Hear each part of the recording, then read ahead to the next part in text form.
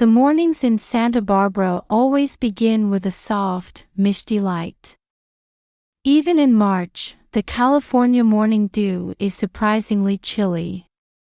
I turned up the collar of my hand-knit cashmere cardigan and slipped on my gardening gloves. The rose garden in the backyard is my most beloved space in this house. In the garden where 12 varieties of roses are planted, only a few blooms have opened, but numerous buds herald the arrival of spring. David Austin's Mary Rose, Pierre de Ronsard's Eden Rose, and the peace rose that Thomas and I planted on our anniversary. Each rose has been a cherished witness to our 15 years of history. The terracotta-colored roof tiles against the Mediterranean-style white walls emit a warm glow in the morning sun. At the far end of the backyard, the rectangular pool's surface sparkles as it ripples in the breeze. The deck chairs are still damp from last night's rain. "Mom, have you seen my uniform ribbon? The blue one." Hannah's voice floats down from the second-floor window. She peers down anxiously with her big blue eyes, her brown braids swaying. The Montecito Union School uniform, with its preppy navy and beige design, features a collar ribbon that's my daughter's favorite accessory. It's hanging in the laundry room. "I ironed it yesterday." She flashes a relieved smile at my response. Her meticulous nature is undoubtedly inherited from me. The attention to detail I developed growing up in a middle-class family still permeates every aspect of my life. In the kitchen, Thomas has already spread out his Wall Street Journal. His Brooks Brothers navy suit gleams elegantly in the morning sunlight streaming through the French doors. As a vice president at an investment bank, he earns $800,000 a year. He's a gentle, family-oriented man who makes it a point to spend holidays with us. On the marble counter, I've arranged fresh seasonal fruits bought yesterday from Whole Foods Market. Organic blueberries, raspberries, and perfectly ripe California strawberries. The homemade granola is generously topped with almonds, pecans, and maple syrup. I should be able to get home by evening today. "Want me to pick up anything?" Thomas asks as he sets down his aromatic cup of La Colombe coffee. "Yes, that would be helpful. Could you get organic eggs and brioche for tomorrow's weekend brunch?" "Hannah, did you finish your homework?" When I ask, my daughter, fresh from piano practice, responds, "I did it all yesterday." Including Mrs. Thompson's history report. Our observant and sensitive daughter always seems lost in thought. But she tells me everything, and I'm proud of this relationship we share. On weekends, our house becomes a gathering place for family. Brunch on the terrace has become our recent tradition. My homemade French toast is soaked in a special custard flavored with vanilla beans and cinnamon. It's served with plenty of berries, maple syrup, and whipped cream. The aroma wafts on the spring breeze. "Amanda, this angle is perfect. The lighting is amazing." My sister-in-law Olivia is taking photos again. Skillfully manipulating her iPhone, she captures the food from various angles. She never misses her thrice-weekly posts for her 500,000 Instagram followers. Her feed, earning her $20,000 monthly, is filled with perfectly staged everyday scenes. No one knows what lies behind the actual lifestyle. "Tell me about your recent investment deals, Brandon. How's that new Silicon Valley project going?" Thomas calls out to his brother. My brother-in-law, dressed in a Tom Ford suit and wearing a Rolex Daytona, appeared successful as the CEO of an IT company. It's going well. We've found new investors for the Series B funding. Should be able to close the deal next month. From his cheerful expression, one would never guess his company's financial troubles or the millions in debt he was carrying. Hey, why don't we go to Samantha's spa? It's all the rage among Beverly Hills celebrities right now. Olivia suggests, pausing her photography.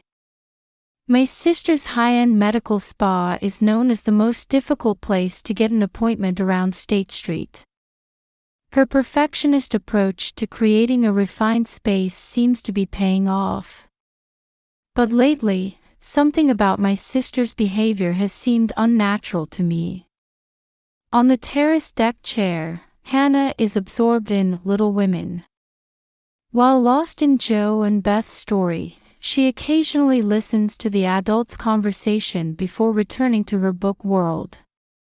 My sensitive daughter probably perceives the underlying tensions in the adults' conversations. California sunlight envelopes the terrace as the scent of roses drifts on the gentle breeze. In the distance, the blue Pacific Ocean sparkles. No one imagined that this peaceful weekend scene would be our last moment of tranquility. This life I built over 15 years, transitioning from an interior designer to a full-time housewife after growing up in a middle-class family, was about to be severely shaken. Tuesday, March 15th, Santa Barbara's sky was unusually overcast, covered with thick gray clouds. The thermometer showed 58 degrees Fahrenheit, uncommonly chilly for California spring. Inside, next to the thermostat, the barometer needle slowly descended. The forecast predicted rain for the afternoon. I had to forego my usual morning time in the rose garden. Instead, I busied myself indoors preparing Hannah's breakfast. Thomas had left at 5:30 a.m. for an important meeting with Goldman Sachs. In the unusually quiet kitchen, I warm bread in our latest Wolf oven and make scrambled eggs with organic eggs. The refrigerator holds fresh orange juice from Whole Foods. The aroma of La Colombe coffee wafts through the somewhat lonely kitchen. Mom, I have a math test with Ms. Wilson today. Hannah says as she comes down the stairs, adjusting her uniform collar. Her usually neat brown braids are slightly disheveled this morning. The pleats in her uniform skirt seem more askew than usual. You reviewed a lot yesterday. You'll do fine. I straighten her hair and gently kiss her forehead. But her usually bright blue eyes are clouded with anxiety this morning, as if reflecting the dark sky. I had a strange dream. Hannah whispers in a small voice, slightly trembling. But the yellow school bus's horn interrupts our conversation. Tell me about it when you get home, I say as I send her off. Her small figure in uniform looks oddly vulnerable under the cloudy sky. Throughout the morning, I battle an inexplicable unease while going about my usual chores. I fold laundry, clean the living room, and complete online interior decor orders. But Hannah's anxious expression stays with me. My phone rings with a message from Samantha, dinner with everyone this weekend. As I hesitate to reply, the clock moves into afternoon. 2:45 p.m. While driving my Volvo XC90, I'm thinking about the oil change appointment at BMW Santa Barbara. Mozart's Piano Concerto No. 23 plays softly in the car, its elegant melody calming my nerves.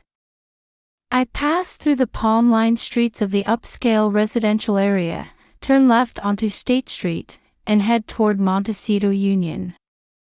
The navigation shows 12 minutes to arrival. Just as I reach Coast Village Road, my phone suddenly rings. It's Hannah. It's unusual for her to call from school. I answer using Apple CarPlay's hands-free system. "Mom, please be careful driving." Her voice fills the car. It's clearly different from her usual composed tone, conveying an urgent demeanor. A chilling sensation runs down my spine. "What's wrong, Hannah?" My voice is trembling without my realizing it. "I just have this scary feeling." My daughter's voice quivers. The anxious expression from this morning flashes in my mind. My heart starts racing. "It's okay, I'll be there soon." That's when it happened. At the intersection with Olive Mill Road. While stopped at a red light, my car is suddenly struck by a violent impact. The shadow of a black BMW X5 in my rearview mirror. The piercing sound of a horn. The screams of an elderly couple sitting on a bench. The sound of airbags deploying. The sensation of the seatbelt tightening against my body. The contents of my handbag on the back seat scatter throughout the car. Just before losing consciousness, a strange question crosses my mind. Why do I smell my sister's perfume here? Why did Hannah make that call? Perhaps from hitting my head hard, my vision gradually blurs. Someone in the distance shouts, "Call an ambulance." The sound of sirens approaches. A woman who appears to be a passing nurse peers in through the car window. But my consciousness is steadily sinking into darkness. The last thing I hear is Hannah's sobbing voice through the phone. "Mom. Mom." Even that voice eventually fades away. Glass fragments scattered across the intersection gleam dully under the cloudy sky. A cold spring wind quietly sweeps through the accident scene. Someone says, "The ambulance is coming, hang on just a little longer." The smartphone screen is still on, the call with Hannah still connected. But I no longer have the strength to hear her voice. At that moment, I had no way of knowing this wasn't just an accident. Nor did I realize that our family's peaceful daily life would completely crumble from this moment forward. The last thing that floated through my mind before completely losing consciousness was Hannah's anxious eyes from that morning. A white ceiling slowly comes into view. The smell of disinfectant. The regular beeping of monitors. I regained consciousness in a private room at Santa Barbara General Hospital. Outside the window, it was already dark, and the wall clock showed 9 p.m. 6 hours had passed since the accident. "You're awake." Thomas squeezes my hand. My usually composed husband's voice is unusually shaky. His Brooks Brothers suit is wrinkled, his tie askew. He must have rushed to the hospital in the middle of his meeting. "Hannah." I force out words through my dry throat. "She's with the school nurse. I'll call her right away." Olivia answers. She already has her smartphone in hand. Surely she'll post on Instagram again, probably with some self-righteous words like, "Praying for my beloved sister-in-law." According to the doctor, I fortunately escaped serious injury. A mild concussion with an expected recovery time of about 2 weeks. Still, considering the impact of the accident, it was mysteriously minor. "Mrs. Payton, how's your memory?" a young female doctor asks while checking my pupils. The memory of the accident moment was vivid. The red light. The impact from behind. And before I could collect my thoughts, small footsteps echoed in the hospital room. "Mom!" Hannah rushed to my side. Her neat uniform from when I saw her off this morning was disheveled, her braids coming undone. Her face was red and swollen from crying. "It's okay, I'm sorry for worrying you," I answered with my best smile. But my daughter's expression doesn't brighten. Instead, it becomes more serious.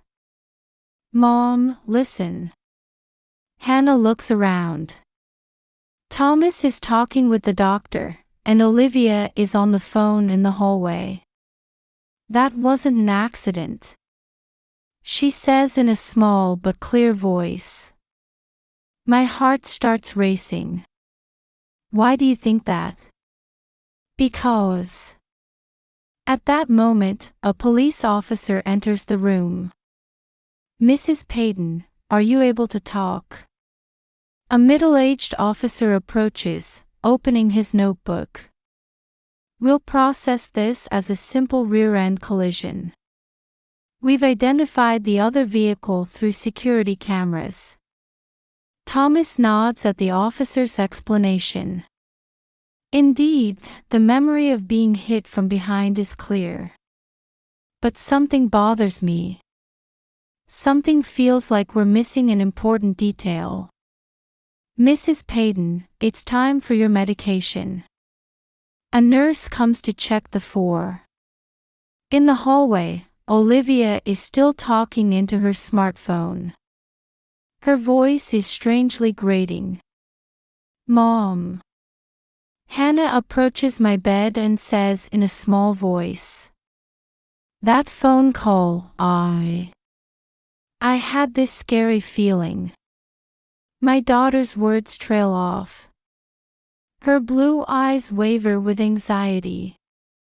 Outside the window, Santa Barbara's night lights shine quietly. In the silence of the hospital room, I keep thinking. Hannah's warning call. The moment of the accident. And something bothers me. Something feels fundamentally wrong. But I couldn't yet identify what that something was. I just intuitively felt that this accident might not have been a coincidence. The monitor's steady beeping continues to echo in the dark hospital room. Thomas sits in a chair, still holding my hand, looking tired.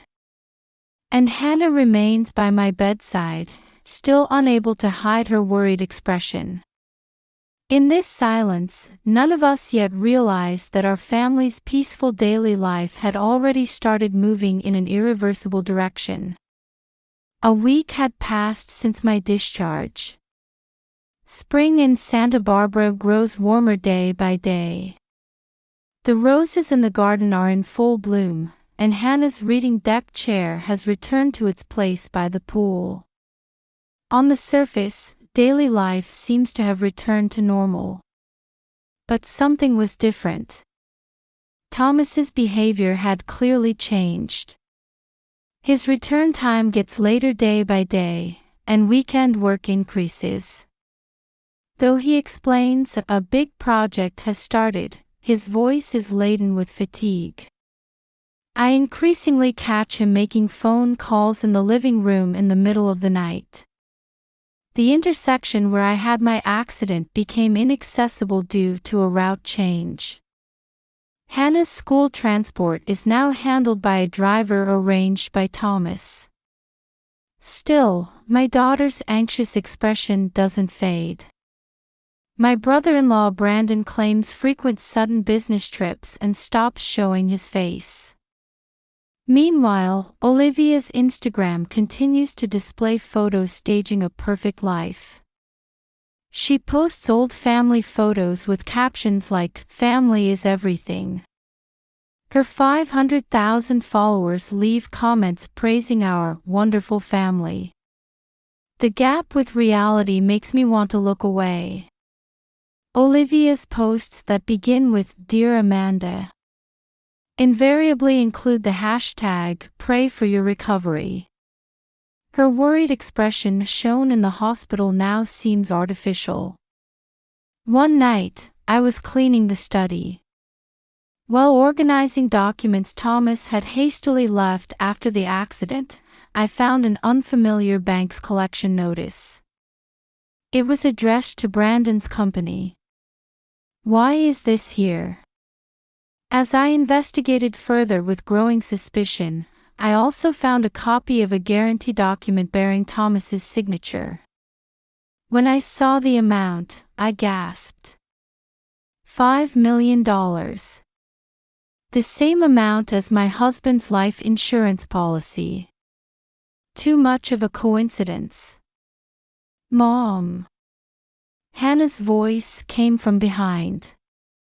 Turning around, I found my daughter standing there with an anxious expression. Before the accident that day, I saw Uncle's car near school. My heart started racing. Was it a black BMW? Hannah nodded slightly. The same as the car that caused the accident. Then the collection notice. The life insurance amount. Everything started connecting. I picked up my phone and dialed Olivia's number. She must know everything. Though it was late, I couldn't wait. Amanda. Why are you calling so late? Olivia's voice trembles. Not her usual confident tone. I want to talk about Brandon's company. And about the black BMW. A moment of silence on the other end. What do you mean? I found the collection notice. And the documents with Thomas as guarantor. Also, Hannah saw Brandon's car near school that day. After a long silence, Olivia's voice trembled in my ear. Let's talk tomorrow. As I hung up, the study door opened quietly. It was Thomas. He had apparently heard everything. Let's gather everyone tomorrow. The next evening, a heavy atmosphere hung over our living room. An expensive clock ticked on the marble fireplace mantel, and the twilight rose garden was visible through the windows. What was once a place for glamorous weekend brunches had now transformed into a courtroom-like setting where truth would be revealed. Brandon and Olivia sat on the sofa, unusually subdued. Unusually, there was no smartphone in Olivia's hands. Let's hear it, Thomas's voice broke the silence. Olivia spoke first. Her voice was trembling. The company. Brandon's company is on the verge of collapse. The debts have snowballed. $5 million, I said quietly. The same amount as Thomas's life insurance policy.